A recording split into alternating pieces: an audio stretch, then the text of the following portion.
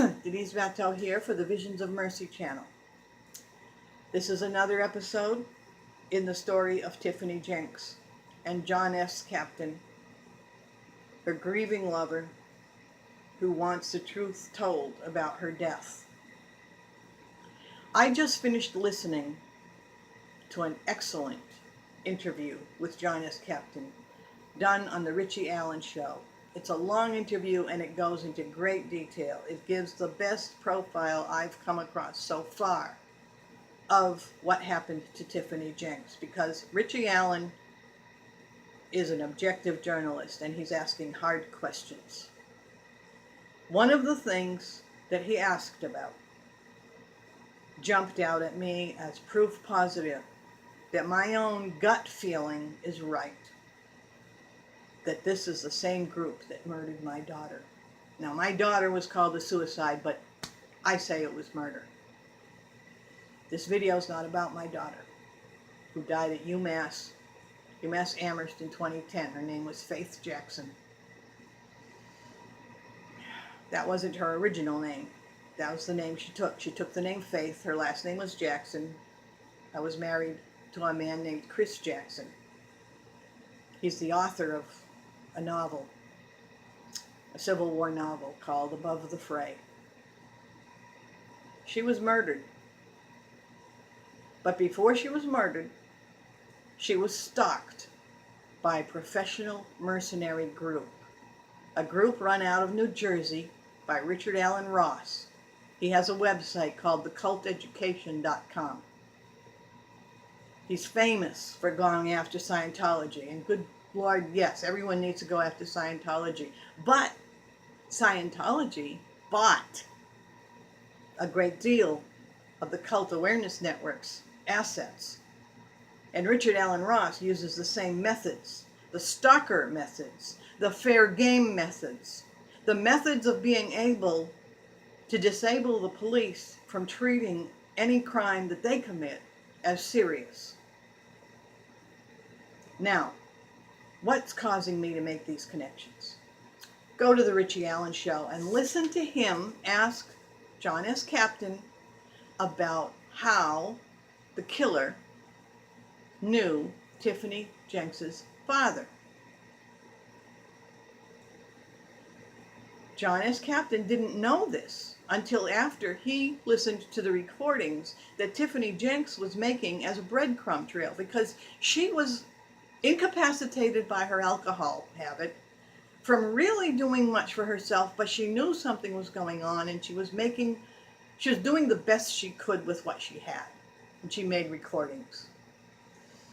He has those recordings. One of them is of her speaking with the killer way before she was killed, which flies in the face of the police story that these people just walked up to her the night she was killed and it was random. This guy not only was stalking her, he had met her father. Now, the man who was stalking my daughter was very carefully contacted people in my family. When he was sending me angry, hateful messages through the internet because I wouldn't cooperate with him, because I knew who he was. I knew what he was. I already knew what my family was doing to me, and I escaped with the help of some other aware and alert people who helped me get to Texas and find safe haven down here. Portland, like Massachusetts, is a stronghold of the satanic cult that Richard Allen Ross's group, culteducation.com, works for. Now, John Captain's talking about the Illuminati and monarch slaves. That's one of the angles that people grab onto, because there was such an organization in the CIA, and probably still is under another name. And criminal elements have been using the same methods, maybe even some of the same people. It's not uncommon. The CIA is an out-of-control rogue agency in many ways. Nothing we can do about it. But what was common to both killings killer of Tiffany Jenks and the stalker who was not there when my daughter was killed. They cleared him. He was not anywhere near her. Somebody was there. But they cleared him, but they questioned him. And they both did the same thing. They acted the same way. They connected up with family, and they both had the same characteristics, talking themselves about suicide.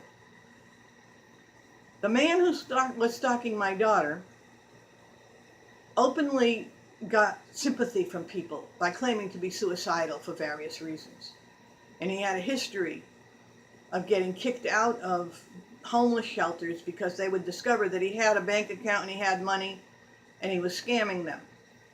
And he would go into these shelters and he would find vulnerable people, and then he hooked up with Richard Allen Ross's group to go after the shelter owners as cult leaders and then start stalking everybody, because that's what happens when your family attacks you.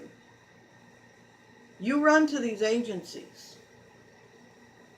The cult awareness, the culteducation.com group knows that that's where there's fertile ground. They will find people who have been driven into the street by their families. And if you listen to Richie Allen's interview of John Captain, you'll discover Tiffany Jenks was thrown into the street by her family.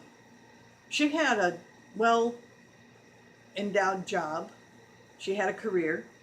She lost that career and she was on the downward spiral with her alcohol.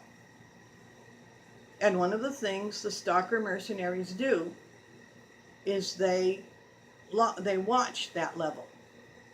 That's where they make their money. Now, there's another aspect to this that I believe I'm looking at when I listen to the Richie Allen interview. Josh, the killer, not only gained some sympathetic hearing from people with the claim that he was suicidal, but he shifted his suicide to homicide because he wanted a gun. Well, what are you going to use a gun for? I mean, unless you're out hunting deer, which wasn't what he was doing, there's no real clear explanation for why he needed a gun. And he switches over from, he's not going to be suicidal, but he could use a gun and blah, blah, blah. They have this conversation. In the conversation, it comes out that he had met Tiffany's father. It's not clear how and under what circumstances. But I know that Rick Ross's people, one of the things they're assigned to do is meet members of the family. And they meet them for two reasons. They either get hired as handlers on behalf of the family, or they have a negative interaction, but they find a way to discredit the targeted person. Okay? And now I'm not doing the tinfoil microwave crap, okay? So keep that out of the comments, please. When I say targeted, I mean simple, ordinary, somebody's after you targeting.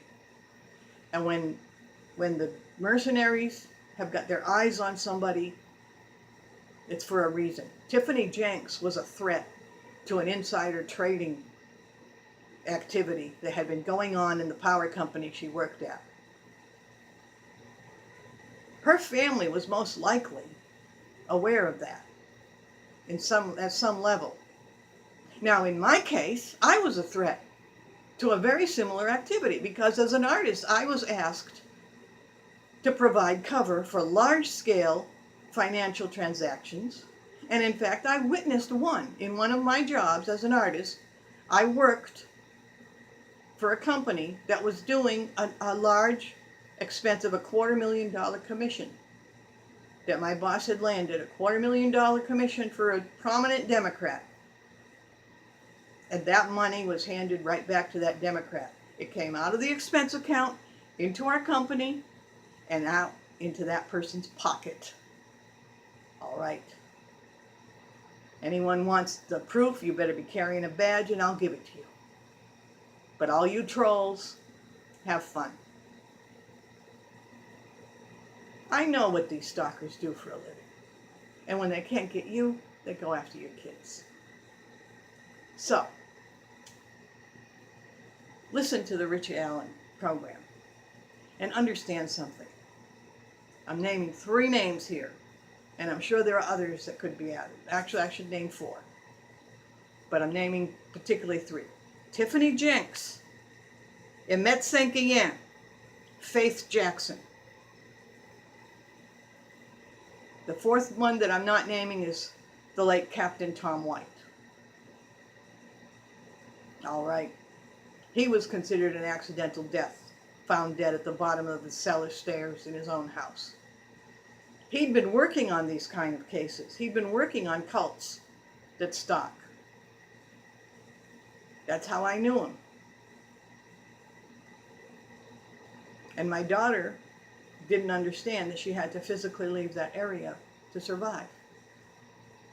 They got her when she was preparing to leave, because it was too late.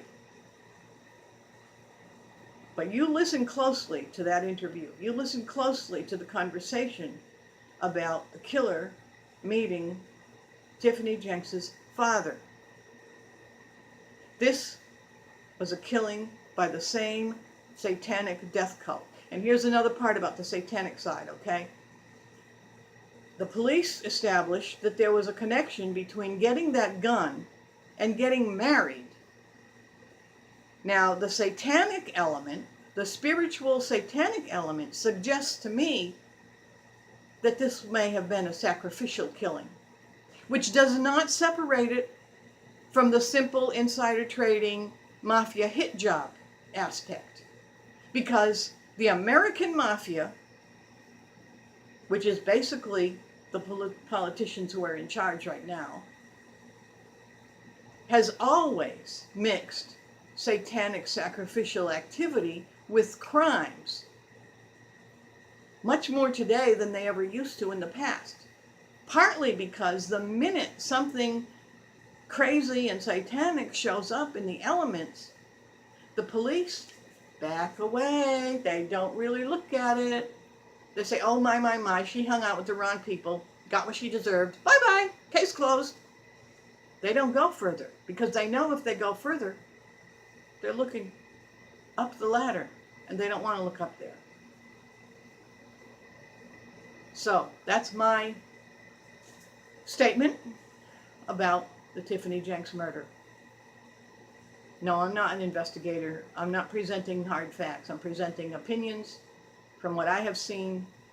I've been listening to the raw evidence videos and audios that are in John Captain's channel. I've been listening to the crap that's been put up by somebody who appears to be a member of the group that killed her. And I've simply blocked that channel. And I'm expressing my opinion that we all need to take a real hard look at what's going on collectively. The Tiffany Jenks murder was not an isolated case. Denise Matteau, Visions of Mercy, over and out.